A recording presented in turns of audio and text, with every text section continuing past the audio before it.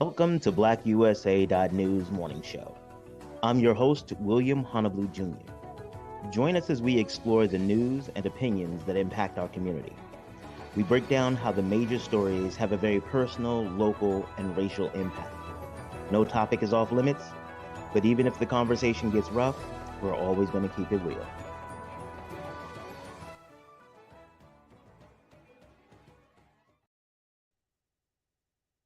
Greetings and salutations, all my people out there in internet land. This is William Honolulu Jr., and I have the honor and privilege of serving as the host of the Black USA News morning show. Yeah, this is my job. I get to do it. Ha ha ha ha ha ha. So welcome to Monday, February 7th, 2022, the 7th day of Black History Month. A happy Black History Month to you all. Big shout out, as always, to the super producer, Kyle Crazy Horse Morgan, who keeps us focused and keeps us directed and keeps us straight. So last week we were supposed to have Mental Health Monday, where we were going to have the ICANLADY come through and talk to us about being Black at work. So, like I told y'all last Tuesday, I messed up on sending some invitations hither and thither and stuff like that. Crazy Horse said that, I could blame him, but we try to keep it 85 here. Plus, I'm sure I'm gonna have to blame him for something else later that, that I did. So I'm gonna save that one for later. But it's my fault, and as such, I'm sad. Boo-hoo, boo-hoo. So let's see. What else? Who else? Where else? What else? Who else? Oh, so you know how we got to do it. We got to thank the people who make this possible, the people who pay the bills. So first and foremost, big shout out to Dr. Tyrone Taborn and his crew over at STEM City USA. We are streaming on the metaverse. I'm telling you, that is amazing. That means that those people doing Roblox and those types of things, when they come to the STEM City platform, they can see the morning show live and know what's happening. So that is awesome. And you all know that if you find yourself in some type of criminal altercation or a criminal situation working against the state or working against the federal government, you need a strong lawyer on your side, and you can't get stronger than the warrior lawyer, J. Wendell Gordon. Jay Wendell has been doing this for a minute. And he's not just a warrior lawyer because it sounds cool and it rhymes. He's the warrior lawyer because he gets out there and fights for his clients and he wins. Sometimes just knowing that he is he is your lawyer, gets the state's attorney and them to look at your case maybe a little differently. So if you have an opportunity, go ahead and you find yourself in the wrong set of circumstances, go ahead and holler at J. Wendell Gordon, the warrior lawyer. And Darker Than Blue, my God, the Cowboy Prime Rib was everything that everybody said it should be. I am grateful and proud anyway, I tell you all about it all the time. The salmon and now the Cowboy Prime Rib. Like, it's amazing what the people at Darker Than Blue do, and you need to go and support them because they support businesses in our community. They support our community. So if you get an opportunity, please make sure that you go and support Darker Than Blue. Not only will you be doing a good job and investing in the Black community, but you also have a great time and some good food. What else? Oh, you know what? Today is going to be a little bit different. I'm not going to go too far in because guess what? I actually had a piece of a sandwich for breakfast. So I'm not as starving as I was, but that shows you something because I'm not starving and I still cannot wait to get my hands on another one of those white chocolate pineapple covered pieces of delectability from Edible Arrangements. They do an amazing job. Their fruit is phenomenal. Even Mama Hana Blue agrees that they pick good fruit. Now, she will not tell you that the fruit that they pick is better than hers. And I won't tell you that either because she cooks for me for free. So I'm going to just go ahead and co-sign on whatever it is she's saying about it. But if you want to celebrate an occasion or hell, just to have a good time yourself, go ahead and stop by Edible Arrangements.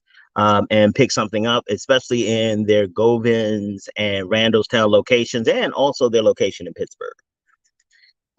Oh my goodness, Murphy Falcone and Murphy. Judge Murphy, I tell you all this every day, has been supporting the Black community and holding those in power accountable to their offenses against the Black community my entire adult life. If you find yourself in a situation where you need some civil representation or that the government has overreached and you want to fight back, make sure you give Murphy, Falcone, and Murphy a call because um, sometimes it's good just to have a good lawyer on your side, somebody who understands is going to fight for you.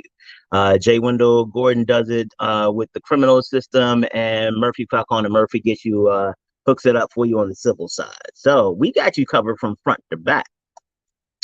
My company, the Grinding Gang, what we do, we help you take your business to the next level. It's difficult to be an entrepreneur. It's difficult to really try to think through what do you need to do, or whether you're a for-profit entrepreneur or a nonprofit entrepreneur. It is hard, it is rough, and we try to make it a little bit easier.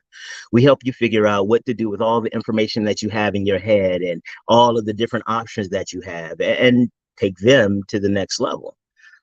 We help you make the decisions that will drive your business and help you get through the feelings so that you can get to the facts and finally get to the money. So hit us up. Membership is free, but remember, like I told you all before, everything ain't free. So make sure you come with reasonable expectations as to what is possible. Let's see. Oh, and again, very excited about one of our new sponsors. I Am Black Wall Street, a book by our own Donald Morton Glover, founder of our station, BlackUSA.news. It is a wonderful reflection on how we got to Black Wall Street. A lot of times we start the conversation about the atrocities that were done against Black people. We started with the horrors of the bombs that were dropped off, and the number of people who were displaced and killed during the Tulsa riots and the other ones throughout the United States. But sometimes we don't take an opportunity to think about how great it was that they got there. How they grew, and he does a deep dive in that and looking from where the different places that people came from around the United States. It's a good read. So if you get an opportunity to, please make sure that you pick up a copy of Donnie's book, I Am Black Wall Street.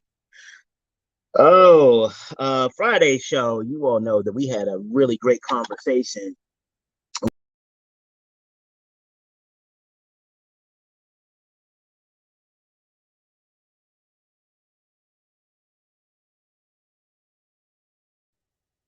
Oh, you know what's funny? You know what's funny? I pressed the wrong button.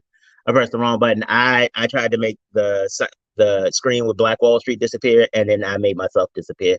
This is what happens when you try to do it by yourself, and the super producer ain't here. But it's okay. I'm gonna keep it moving. I'm gonna keep it moving. It's okay.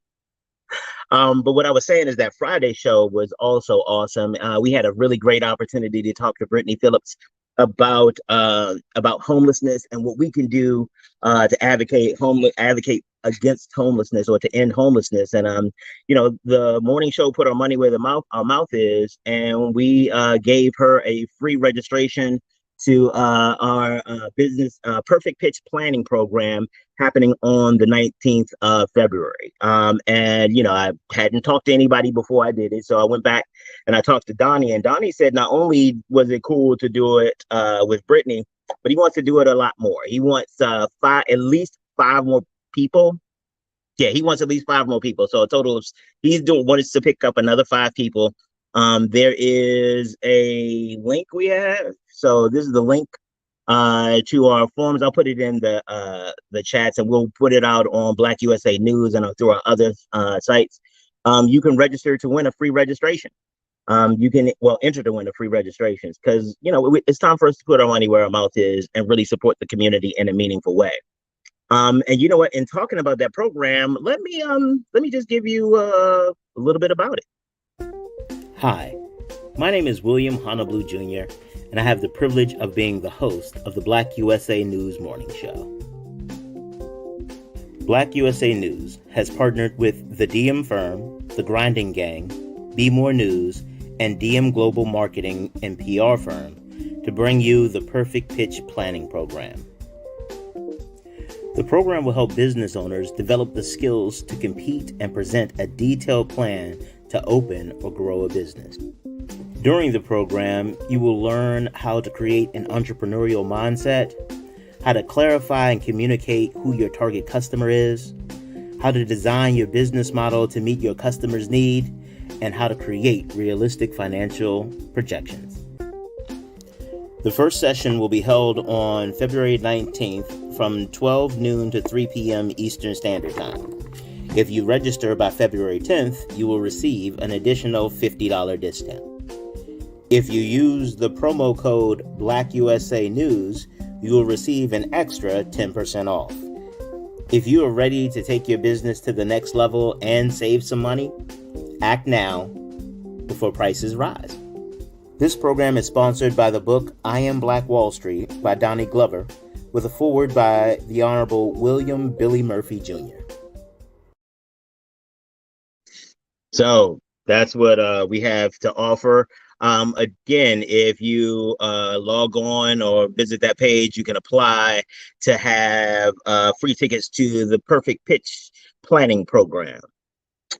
Oh, good morning, Shonda, Brenda, Michael, and David. Oh, everybody checked in this morning. Okay, good business. And happy National Black HIV/AIDS Awareness Day. HIV/AIDS has always disproportionately impacted the Black community once it became an endemic. There are a lot of things that you can do. Have conversations about HIV/AIDS. Make sure that you know your status. Get tested. Make sure that you practice safe sex all the time, and get checked up in general. We use these observance days as opportunities just to remind us that there are things out there that we need to be aware of, and protect ourselves from. So happy Black. I guess you can't say happy. Are you happy about? Well, I'm happy we're bringing awareness to it. So yeah, let's go with that. Let's go with happy. All right. And so much. Oh, tomorrow we're gonna have Roya Hanna, candidate for state's attorney for Baltimore City, on the show. Let's see. Would we have the? Here we go. Okay. So now, today, we talked a little bit about being Black while working last week, and I shared my story about my experiences with Magical Negro and some other experiences that we had. And today we get to have the full conversation with the ICANLADY. Shannon Battle is the ICANLADY. She is a social. I mean, she is everything. She helps us keep our mental health straight, and she's going to join us for Mental Health Monday. Let's get to this now. Hey, what's going on, Will.i.am? Hello, Will. Nothing. Everybody watching today. There is so much going on. Well, tell us a little bit about your experiences as being Black at work. Okay, well, first of all, thank you for allowing me to share on your Mental Health Monday. Absolutely. It's always a privilege to be able to talk about mental wellness when it comes to us in our Black, in the Black community, because we really don't talk about stress other than to say, oh, something's getting on our nerves, or, just dismissing people and isolating ourselves from others and just trying to block out a lot of the stress that we receive. But work-related stress has always existed. I mean, if we look at our own grandparents, I was fortunate enough to see my great-grandmother, and just, even with her, with, quick story, I used to go with her to a house that she used to clean. Mm-hmm. And cleaned that house for many, many years, and since from the time that I was born. But then as I became a teenager, I had recognized, so the original owner had passed. And so my grandmother continued to clean for the daughter. And I went with her one day, just randomly as a teenager. And my grandmother was much older then, and she was going down the steps and washing clothes. And she was just doing a lot of housekeeping. And I said, Grandma, how much they pay you? And she was like, oh, girl, because she didn't like to talk about her money or anything like that. Right. I was like, Grandma, just tell me how much you got me, how much you paid. Do you know she was still making the same $25 a week that she was 30 years prior to that? And it was so stressful on her body. And my grandmother had suffered, she actually died from congestive heart failure, but she had hypertension and she had a lot of health issues. But, she never talked about those things. She just went, did her job. And me, being who I am, I had to have a conversation with her employer. And I Mm-hmm. said, can we talk about my grandmother's rate? I said, because that's not comparable uh, Anything. to Molly May. We just, you're not paying her for her worth, and she's coming twice a week. And then Mm-hmm. she was astonished that I had that conversation because I'm still a teenager. But Mm-hmm. I just knew it was Wait. just Who was astonished? Your grandmother or the owner? the owner. My Okay. grandma was trying to act like, she was like had an attitude with me or whatever, but low key I could tell she was like, you go baby, you go ahead and you do it. But when I but see, that had been my grandmother did not want to, ruffle feathers. She didn't want to stir the pot. She wanted to keep her job. She didn't have any skills. She wanted the extra money to come in, so she was willing to take the low pay and, just to be able to have some more money coming in and not speak up for herself. So if I had taken on, that pattern of what I saw her do, then I wouldn't advocate for myself when it came to my worth. And so a lot Mm-hmm. of what I'm seeing in, our community where, our people are we're in a lot of blue collar areas, when it comes to work. So when you look at that, a lot of us, we've been working in factories for a long period of time, and certain types of jobs, that have kept us stable. Even when we Mm-hmm. look at a lot of us in government jobs, Mm-hmm. I look at my son starting off in the government, and he said, Mom, he said, in order for me to really, make competitive wages, he said, it's going to take me years. He said, it's hard to climb up in the government. He said, because, they already know who they want to put in supervisory positions. He said, I don't know how I'll ever be able to, have the lifestyle that I want making this money here, even though it's a stable job. So his stress as a young Black man is coming in that fold of, you better be glad you got a stable job, that mindset that's taught there. And then, he's looking at the reality of, how can I sustain, a quality lifestyle with Right. what I've been given? So he's experiencing a lot of stress, and he's in his 20s. And I'm like, this is crazy. You're too young to be going through all of that. But it's about decisions and choices that you're making. And so we have to begin Absolutely. to look at, okay, well, what are causing, what are these areas of work related stress? We know that social determinants of health, the things that grow us from how we live, how we work, how we play, all of those factor into the decisions that, we make. And unfortunately, because some of us are in not we just don't have the same access as other people do, then our exposure, it really puts us behind. So people I hear it all the time, and I hear, a lot of Black people, they're saying we have the same opportunity, as white people, but we don't have the No, we same don't. teaching that they had. So But when to your point about the opportunity, though, that opportunity only matters when you can take advantage of it. right. You tell me that I have an opportunity to drive to, say, well, why don't you just drive to the store? Well, if I don't have a car, I don't have that opportunity. To your point, the experience, the exposure, the education, those are the cars to get to this new destination. Mhm. And even using kind of that metaphor a little bit more, that happens to us even with cars going back and forth to work. It's like if the white person in the office has a parking space or can afford parking and drive, that means they get to the office faster than we do if we have to take public transportation. And Right. so even the amount of time that they have to do the work, and their ability to take advantage of the office opening early is contingent on having the resources to support that. And I'll take it even, a step further, because I am in the mental health field, Mm-hmm. outpatient therapy and foster care as well. So when a parent is going through an investigation and they've lost their child, they have, they're in the system, they got to go through all these classes. Well, the classes are offered during the day, and then Amen. Come they on. work during the day. Come They on. don't have transportation. Now, our transportation shuts down at a certain time. So you're not going to be able to access the bus if you live on the bus line. But then you're Right. going to go back to court and you're going to be cited as non-compliant to the You don't really order. want your kids. You don't want your kids because you don't have the ability to make it to the classes, and you don't make it accessible for them to be able to access those things.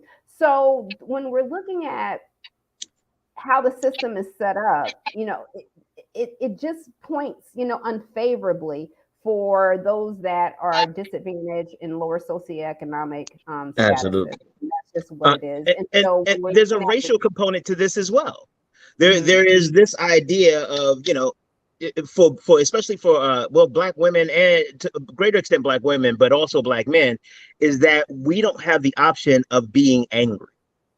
When you talk about the stressors, when you are at work, it is, wow, you're yelling, don't yell. It's like, I'm not yelling. Like, this person broke into tears, this person started cursing everybody out, I am getting excited, and yet I'm the angry black guy. Yeah. And knowing that, and so, like, one of the things for me is kind of like the whole code switching and all of these things, is that there is these structural obstacles prevent us from showing up as our authentic selves at work. And I guess part of my question to you, well, I've been waiting for this one. Should we show up to work looking to be our authentic selves? Because, It like, depends. It depends on okay, what your authentic self look like, because white, black, Asian, authentic can sometimes be a little bit oh on, yeah, absolutely. I got wild the friends of all stripes. yeah, be on the other And don't end. let us all get together at one place. We tried to do a project together once. It was hilarious, fun, but there was several opportunities for some lawsuits that, anyway, that's a separate thing. Go ahead. Number. Sorry. Yeah, so it's just teaching about cultural diversity. So when I go into workplaces, I do a lot of training in that as well for companies, because they're, looking at, okay, well, how do we keep our people, emotionally well?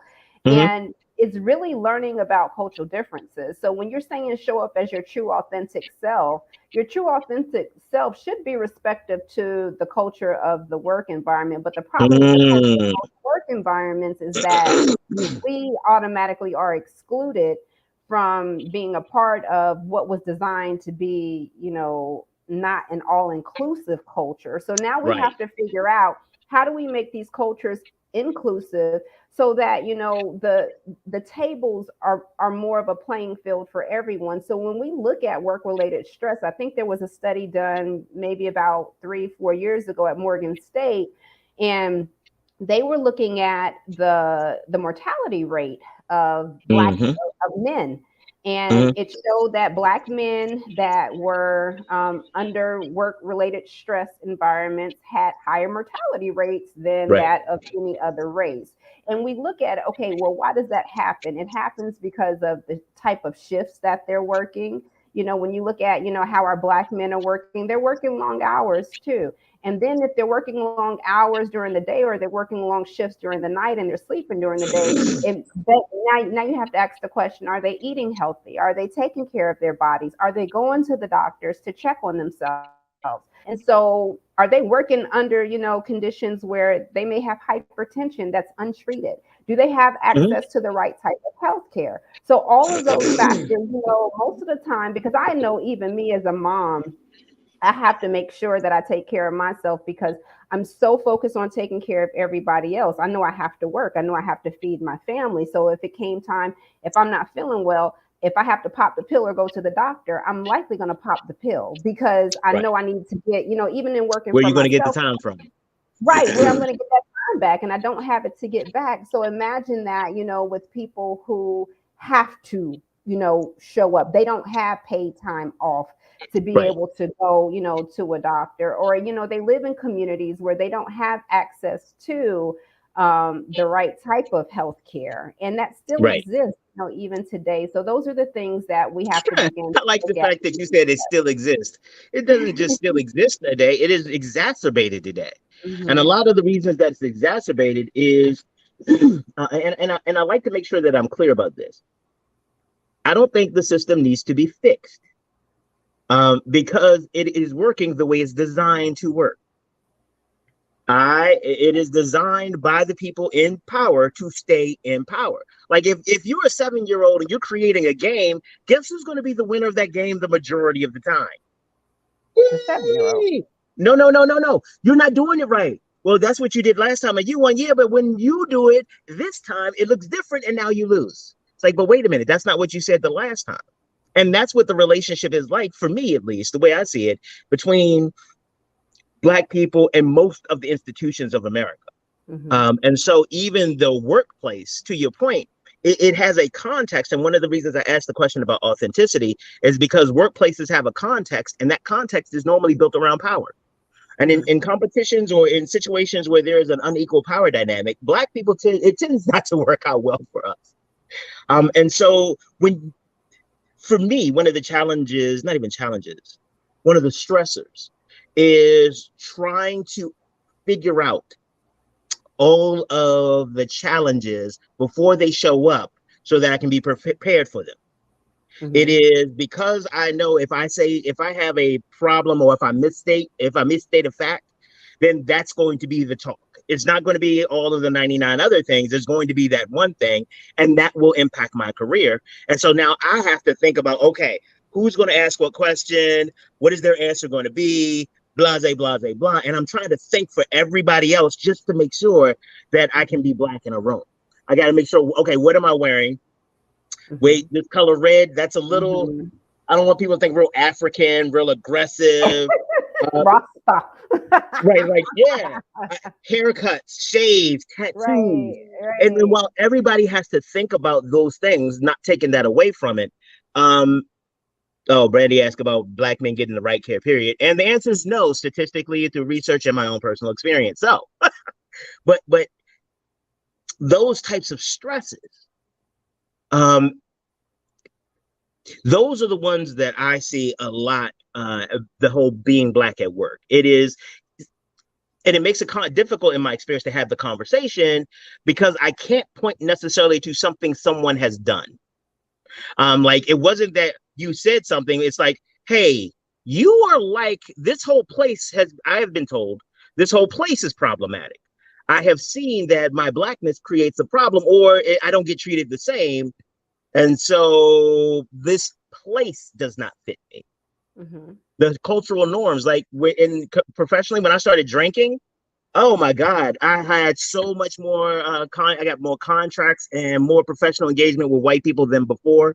When I would go out to happy hours and all these things and smoking cigarettes, I learned that people love you when you love their vices. Right. But that created a whole new stress. And it is a stress because when you're saying, okay, because your authentic self, first of all, do you know who your authentic self? Sometimes talk about it. Because we've had to put on, okay, let me even just break this down even younger to parenting. Yep. Your kids want to, wear what they want to, but you're afraid of what people are going to say if they're seeing out in public wearing certain colors or dressing a certain style. So you tell them, no, you're not allowed to dress like that. They grew up in church where they had to dress a certain way because that was the look that was acceptable to God. Even when they were raising them and they're asking questions and we're trying to teach them to use their voice, but then when they challenge our authority because they're uncertain with something, what do? We tell them, shut up, shut your mouth, do as you're told, and we shut it down. So we don't even give them an opportunity as their parents that, are that stable source of, this is your bridge and your platform from how you're going to develop. So when they get in school, and the teachers are doing things or saying things and treating them unfair, and they see that, especially if this is a child of justice, and they know, okay, well, you give Susie better, more attention than you're giving me. And now if I ask you about it, now I'm sent to the principal's office. So now, all of these things, how we learn the social determinants, they're building them. So now when I go into a job and it says, okay, well, what salary do you prefer? I'm asking, okay, well, what's the minimum wage? Because I just need to get in the door, and I'm gonna be compliant. I'm not gonna, challenge anything. And then so we develop. It's just an accumulation of a developed mindset that started when they were younger children, and now they become adults. And then now you get mad as an adult, and then so your authentic self shows up in just a unrestrained, angry person that's never dealt with unresolved development issues. And so that's when you say, okay, well, when people are telling me, I just want to be me. Well, who are you? That's tough for a lot of people to really clearly define. Hmm. People, they can talk about all these things they want, but they really don't identify what they need. We all have different Mm-hmm. needs. So when I do like a needs assessment with people that come into my office, a lot of them don't recognize that, wow, I didn't realize that I was high on this scale for approval. I didn't know I was high on this, scale for appreciation. People think, oh, I'm good, oh, you don't have to do all that. But really, that you're taught to say that, and you've been saying it for so long, but you've been telling yourself the wrong thing, because that's not what's showing up, when you took, your test. So we have to, learn how to, really look at, okay, when we say that we're showing up, is that really our true authentic self? And I think to your point that because we don't get enough opportunities to explore who our true authentic selves are, we lose the opportunity to even be able to answer that question. Because a lot of the institutions, like you're talking about, family, the schools, even religious organizations, it is more about social control than it is about developing individual identity. Actually, individual identity is problematic. One of the stories that we talk about often is this letter, and actually, you and I may have talked about it. Oh, no, actually, Dr. Ali Coleman and I talked about it. This letter that the teacher sent home saying, like, your child was disrespectful. Your child, I said that I was teaching about length, and I told them that, let's say a mile is 1,065 feet, and your child got up and said, no, it's not, and then I was wrong. It's very disrespectful. Your child is going to have detention, and we need to talk about this. I mean, granted, your child was right. It is 1,035 feet, but he should have not. He should not have challenged me like that. And it's like that, in a nutshell, symbolizes, to me at least, what the school system is designed to do. Same thing with religious institution. It's designed to have you conditioned, like Brandy was saying, it's conditioned, social control. This is the way you behave in these circumstances. And what happens is that a lot of times those circumstances, to your point, become so oppressive because we don't even know what we need. Mm-hmm. We don't have a support system outside of work. So everywhere we go, we're looking for all of the things. The job has to be everything. My relationship has to be everything. My love has to be everything. Everything is not everything. God has to be everything. Mm-hmm. And not recognizing that some of our lives are just broken up, and you might not be able to get it all at one place, because the church was a great example of, at least my church, I was specifically forbade for being most of my authentic self. Most of my authentic self was not consistent with some of our doctrines. And so for me, that was always a place that I wore a mask. And I think some of it, for at least some of my peers who may be middle aged, a lot of it may be like, hey, starting to realize that you aren't the person you thought you were. Mm-hmm. That these things that you thought, if I got this job, if I got in this situation, it would feel a certain way. Now that you are in those places or getting close to them, it doesn't feel like that. There's an additional stress, that confusion of like, what the hell do I do now? How And do you help me get unconfused? Help me. Well, well, I don't know if I can help anyone get unconfused, because I'd be confused Oh enough to God. hear people talk about it sometimes. So, you have to take a step back, and you have to really look at, okay, well, what's contributing to the confliction here? Where am I conflicted? We first need to understand, okay, is the stress coming from work alone? Because when we look at, work related stress, people say, leave your problems at the door. Honey, I am my problem. So I can't leave me at the door, so I I've been yell following me everywhere I've been going for the last 40, everywhere 50 I years. go, and I take me everywhere I'm with, where I go and where is always with me. And Mm-hmm. you can't, so that's already an issue. And then people, when they're saying, okay, well, if you leave your problems at the door, if I know that my lights are getting ready to get cut off, and I got to show up for work, and then I know my child is cutting up at school, the school is calling me, telling me if I don't come pick up my child right now, they're going to call DSS on me to Mm-hmm. say that I'm not coming fast enough. But I know if I leave the job, I'm going to I get want the audience to fired. understand that that is not a hyperbolic example. That is not something that happens to a few people, blah, blah, blah, because schools who are dealing with kids in crisis don't have the resources. And Right. again, that institution has failed. So that pushes back the responsibility on the parents. And if you are barely surviving and don't have the resources, so guess what? They push that responsibility then on DIFUS or DCS or whatever you call it in your jurisdiction. Right. And then there's a lot of what we see going on as far as, women who are single, young women who are single, who are working, and then we're quick to condemn them. How did she let that boy just watch her kids like that, knowing, and then put them in that situation? He winds up abusing or something worse Mm-hmm. happening to the kids. Well, she's trying to work. She's doing the best she's doing the best she knows to do. And Right. she needed help. She needed support. And we're not leaning in enough to be able to support those to help bring them up out of their situation to make things better. Mm. So I Mm. think those of us that have the capacity to help, we have a share in that responsibility too, because we're forgetting and we're leaving people behind because we're taken care of and we're okay. So I think it's really important for things that we can do to start helping with that. Identify a group of people that you want to help. So for example, if you have made it as a single mom, why not find, organizations that help single moms in low incomes? Why don't you go back to your neighborhood and figure out, okay, how do I, maybe talk with the schools to see, Oh, which you don't households act can like you help. don't know why. Don't act like you don't know why they don't do it, because we want to forget about where we came from in a lot of cases. Like those places bring up such feelings of trauma and harm that we're like, oh yeah, and then we create a whole new past. Oh, I was a good student, telling our kids I was a good student until they find the report cards and be like, um, your grades was worse than mine. You know Uh, what? And I hear that, but it gets to a point where we just have to grow up and we have to recognize that we have a responsibility to one another. And we can pretend like everything is okay, but until you get in a situation, don't have kids and think that just because you made it on the other side of the fence that life is good, because your kids will show up and let you know that you just as in need, if not greater than other folks who are without.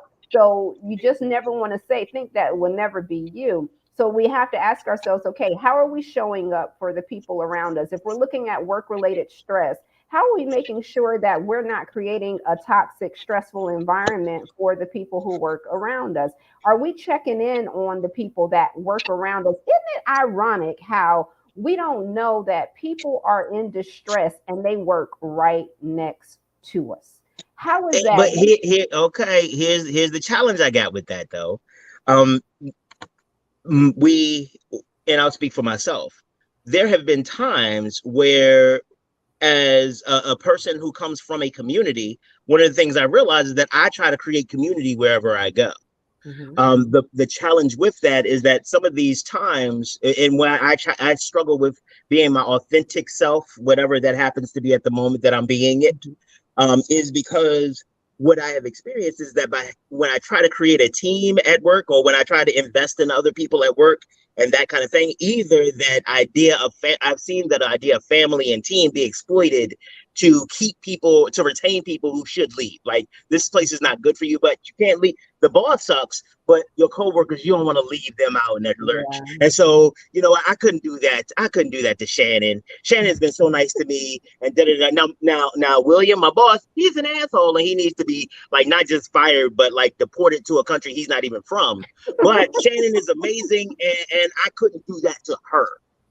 And so those are the times I've seen that happen. But Mhm. also, Shannon, I wouldn't do this to Shannon, but Shannon has been interviewing for jobs to be your supervisor and hasn't told you.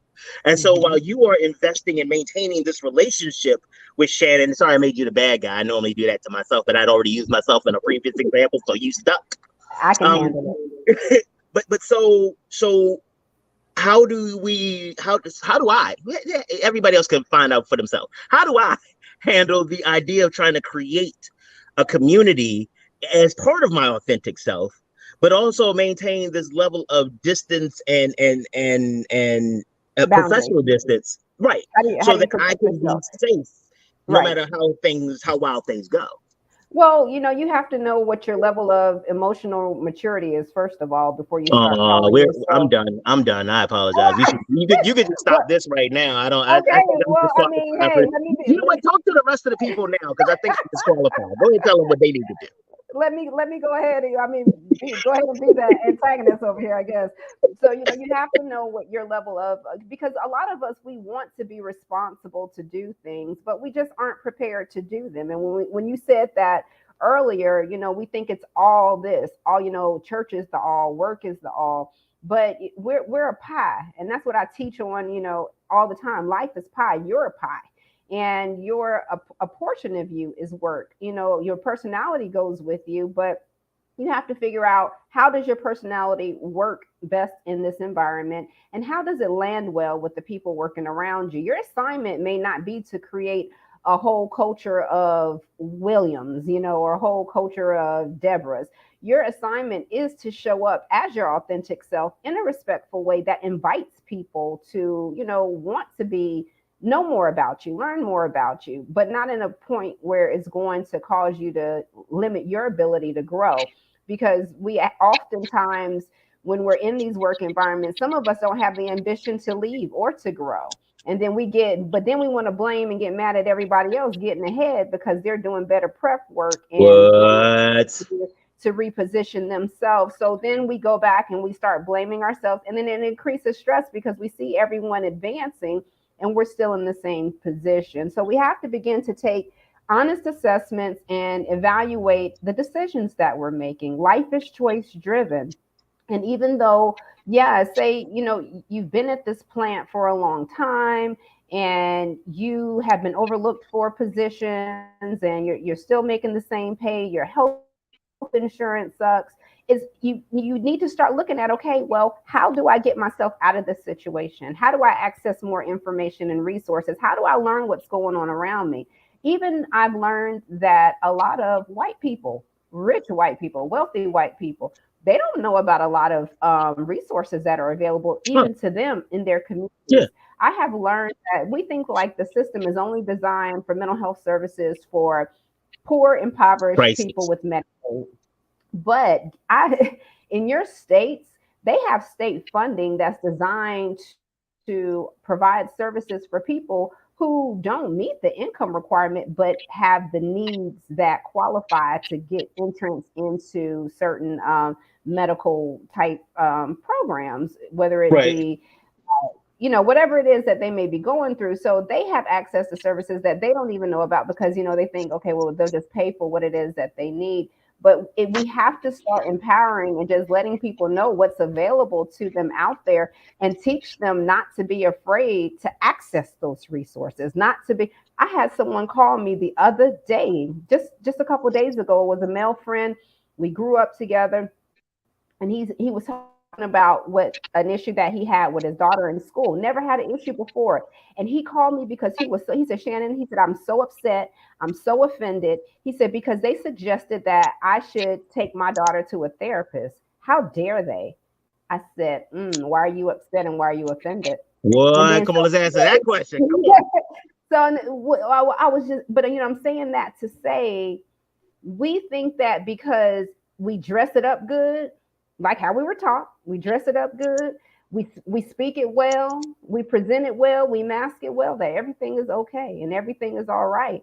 And it's what goes on behind the smiles that we don't know how to address. So we really need to know, okay, when I was saying we don't know the distress going on with the person working right next to us, Right. we do have a responsibility. Think of it in terms of this. If that person gets, is not at work, guess who got to carry that workload? You. So now guess who's going to experience, some additional stress? You. Could you have But done something but preventative, one of the to challenge one of the challenges though, for me at least, Mhm. not challenges, one of the frustrating pieces is the need to fucking explain it like that. The need to explain it in the context of how this benefits you. It goes back to what you were saying, how we focus on this individual responsibility as opposed to this kind of collective togetherness. And that the incongruences of all of the training and life that we've experienced, the fact that Apparently I gotta find. I said something, apparently I cursed or something. It's okay. Charity's gonna love me. You But were breathing. but a lot of times we have let me switch back to the issue around I got some counting money now. Like, damn it. Look at you. Yeah, like I got me all discombobulated. This is one of the problems with being black at work, because like this is part of my authentic black self, and I really do consider like this level of for me, the level of aggression that I have and the level of bluntness that I have. I look at this as part of my portion of the black experience, my trauma, my the abuse, and all of these things, the successes, the triumphs, all of these things come together. And I realized for a long time, I was just trying to be whoever they wanted me to be at work or in these places, that was the social control. Because to your point, it was always like I tell people about lying all the time. I never understood why lying was bad, because everybody did it. It was like, I know you don't like Sister Jones, but when we get to church, oh, how you doing, girl? You a girl. I think everybody loves you. And it's like, but you said the pastor don't even like her. I don't understand why I don't get it. And it's kind of like the same thing at work. It is that this idea of authenticity and genuine relationships are supposed to exist there, except that there is nothing about the way work is set up for that. Work is set up for the people in charge to make decisions and to achieve a goal. That goal very seldom has anything to do with their employees' personal lives. The personal lives and the benefit of employees tends to be as a function of achieving the larger goal. Having to explain that if we treat people well and we have an EAP program, that might mean they work longer and we don't lose them as often. No, we should have an EAP program because people are having problems. And our EAP programs, and I'm gonna tell you my experience with one, and this was that good government EAP. I called them because I was like, I know something's not right. I know there's a problem, because I was finding myself getting angrier, like just and random things would just set me all the way off. The funny, you all think this is a lot. It is so much better. Like one of my bosses had to teach me how to say thank you for your feedback and not what the fuck, because that was like in meetings. So say thank you for your feedback. So sorry, random story. So I should have met you a long time ago, and I would have been your therapist, and we could have been. But the EAP program, I called them and I was like, hey, I don't feel right. Like I need to talk to somebody, because we had a program, an in-service training. They talked about the program. I called and they said, well, have you had a negative performance rating? I was like, no, I don't want that though. So can I come in? It's like, oh, is your supervisor concerned about your performance? I was like, no, I don't want that. I'm figuring we can avoid that. They were like, oh, well, our program doesn't work unless you've been referred by a supervisor for performance-based issues. Well, that's changed. Okay. All right. And even with so EAP, you don't even have to tell people how old I am. That's fine. But whatever. Right. Yeah. So we work with a lot of EAP, and I work with a lot of military people. But right now with EAP, it doesn't pay a comparable rate for our services. So like even now, I am challenging my rates, because and we're talking about work-related stress. You're asking a lot of me, and a lot of my training and expertise, and you don't want to remunerate me for that, but this is one of the challenges about expecting things like that at work, because they are designed for profit. So I like to be appreciated, and appreciation can go with saying, okay, this is what we agree on. I'm sorry, I don't to hell with appreciation. I like money. Like I don't understand all of the appreciation in the world. BG&E doesn't take it like, they're very grateful for the work that I do at BlackUSA.news. My gas and electric company will not take that. Right. I understand that, but we say that, but you know what? I say that too, like just as long as we're getting it done. But that's because I didn't get a lot of that growing up. So I didn't have the expectation for it as an adult. And when I get it, it makes me very uncomfortable. So sometimes I push away from it. Someone told me this year, they said, this year you need to learn how to sit in the seat of receiving. You're just giving. I want you to learn what that seat looks like, because I also check in with the therapist as well.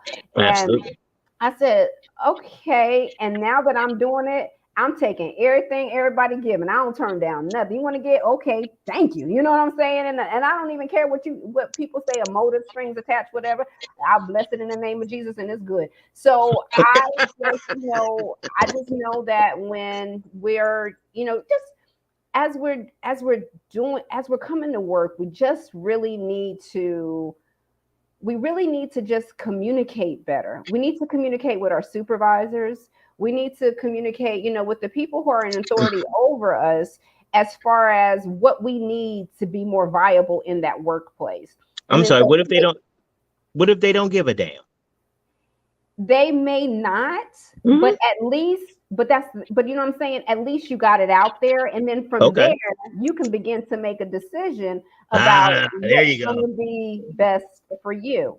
How do you improve your situation? I think, a lot of us, we're used to we're used to being uncomfortable when we're restricted, restrained, and controlled, but then as soon as we get this freedom, we're afraid of freedom. It's Well, like, are you how children would you? of Why would Israel? you They like were afraid of freedom? freedom and wanted to go right back to slavery. Why would you want? Why would you want freedom if you've never experienced it?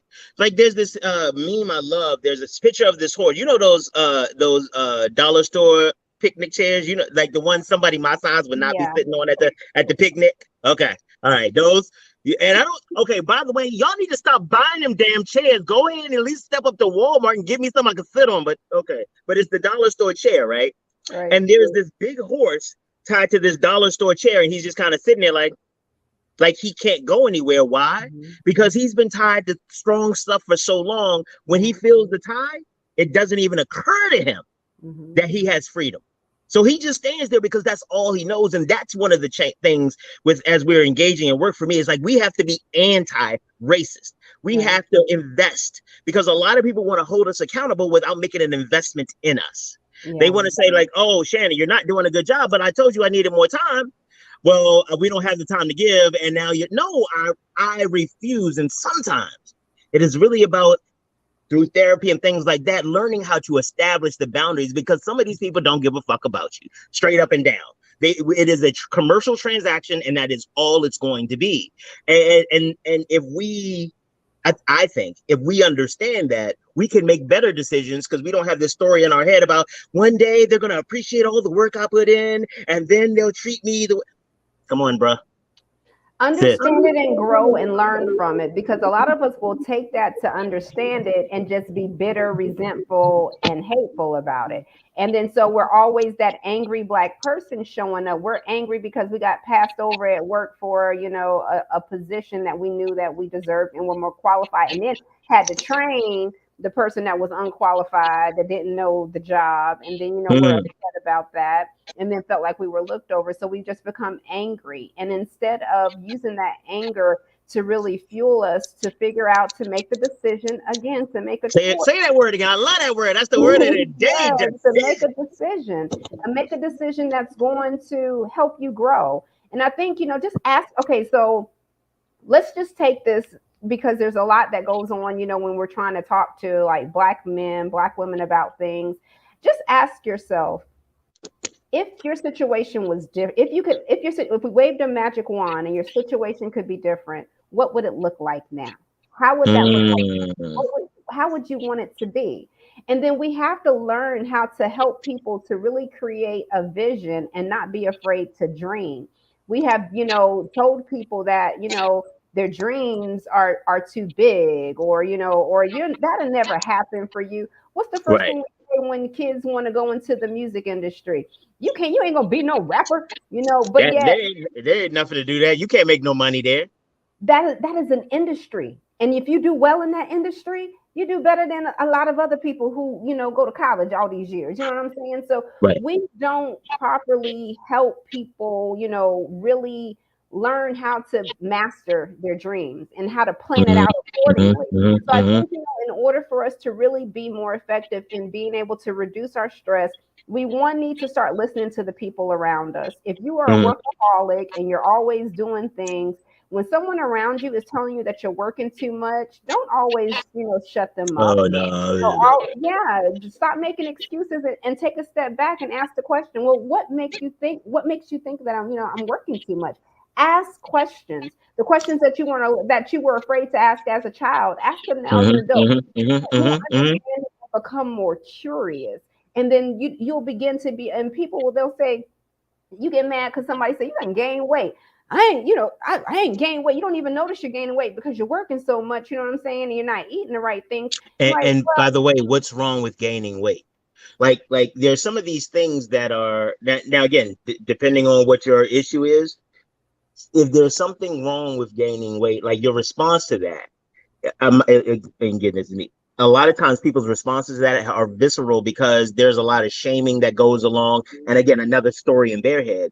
So to your point, as people are giving you feedback, really take a step back from the story in your head.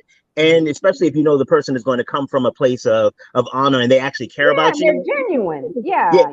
take a step back because that initial feeling that might not. Because I'm gonna tell you what, there's been a couple times where I have one friend and she said something to me, and my initial because I don't know if you've noticed that I'm a little high strung at times. So Listen, like, a lot. so when I feel when I feel stuff, like it's difficult for me to control. That's one of the reasons I love text messages and not talking on the phone, because it gives me a chance to type that message and be like, Think oh no about it. no no no no no no no no. But most of the people that receive text messages from me, you probably get the third or fourth version, especially if we're having a meaningful conversation. So, so just don't take offense. Don't be so quick to be offended. And Right. that's what a lot of us are, because we're very defensive and very guarded people. Because we're not supposed to let people know that we are struggling. I really am Right. gaining weight because I'm stressed, and Right. I only know to go to food for comfort, and I don't know how to deal with my stress. We don't know how to have those type of honest conversations with other people because we're denying it ourselves. So I think we need to just become more curious. And I Mm-hmm. think we need to stop becoming, so easily offended. And we Mm-hmm. really need to know what's going on with the person around us. So if you're working with someone and you see, like, say, William coming, he's all bubbly all the time, and he's on his flow. But then if I see him for the next 2 weeks and William is acting like somebody I don't know, I need to ask you a question. I need to say, I noticed that you're not your normal, happy, jolly, bubbly self over the past 2 weeks. Are you okay? Is there anything going on? Now I'm very specific.